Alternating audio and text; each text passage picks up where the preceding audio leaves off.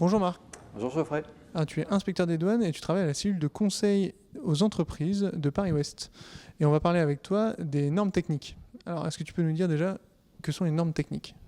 Alors, les normes techniques, c'est un ensemble de règles communes à certains produits qui garantissent que ces produits peuvent être introduits sans porter atteinte à la sécurité du consommateur. Donc, c'est des règles qui sont définies dans des directives communautaires qui reprennent les spécificités techniques de certains produits pour leur permettre d'être introduits sur le marché communautaire.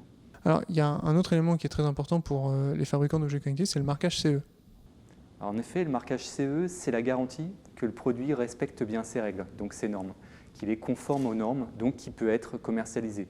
Le marquage CE, ça ne doit pas être confondu avec un marquage de l'origine. Le marquage CE, ça veut simplement dire que le produit est conforme aux normes. Comment est-ce qu'on sait si on doit appliquer le marquage CE à son produit justement? Il faut effectivement se renseigner avant d'importer un produit sur les normes qui sont applicables. Toute la difficulté pour un importateur, c'est de savoir si son produit est oui ou non concerné par une norme communautaire. Pour les objets connectés, on peut sans mentir dire qu'ils vont être concernés par des normes électromagnétiques, des normes de sécurité électrique, ou des normes RoHS, qui sont des normes sur la qualité même d'un produit.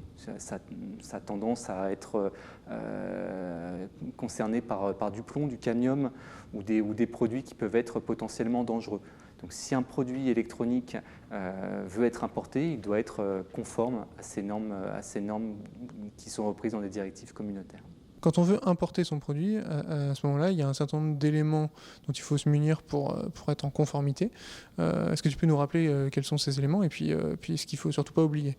Alors, la première chose, nous, qu'on indique, c'est de se rapprocher de l'organisme national qui définit la réglementation sur son produit. C'est la Direction générale des entreprises, qui est l'organisme compétent pour les produits électroniques, tous les produits de l'IoT. Donc cet organisme il va permettre de déterminer par le contact qu'on a, qui s'appelle le point de contact produit, qui va pouvoir permettre de déterminer quelles sont les règles, les normes applicables à son produit. Une fois qu'on connaît ces normes, ces règles, on doit détenir et s'engager, et l'importateur doit s'engager sur la conformité du produit. Pour cela, il doit fournir une déclaration de conformité qui est un engagement de l'importateur que son produit respecte bien les règles communautaires pour être mis sur le marché. Il y a aussi la notion de dossier technique.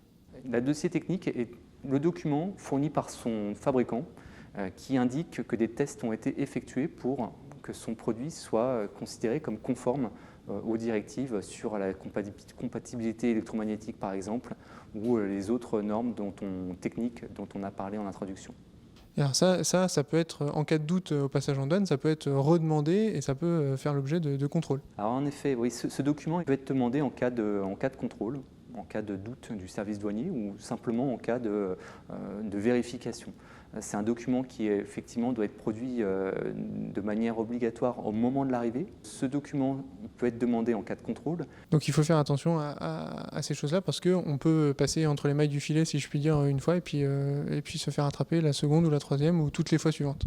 Oui, absolument. Se faire attraper, ça veut simplement dire qu'on n'a pas le bon document. Donc on peut effectivement être bloqué. Et le risque pour un opérateur, c'est que sa marchandise, qui n'est pas conforme aux normes, qui n'a pas le bon document, elle est tout simplement interdite, prohibée, ce qu'on appelle dans le langage douanier, prohibée à titre absolu.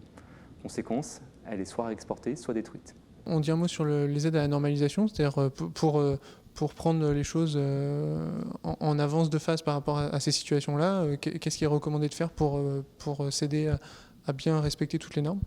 Alors effectivement, pour se conformer à ces normes, on est partenaire d'un organisme de la Direction générale des entreprises qui s'appelle Captronic, qui aide à la normalisation, par exemple, de prototypes.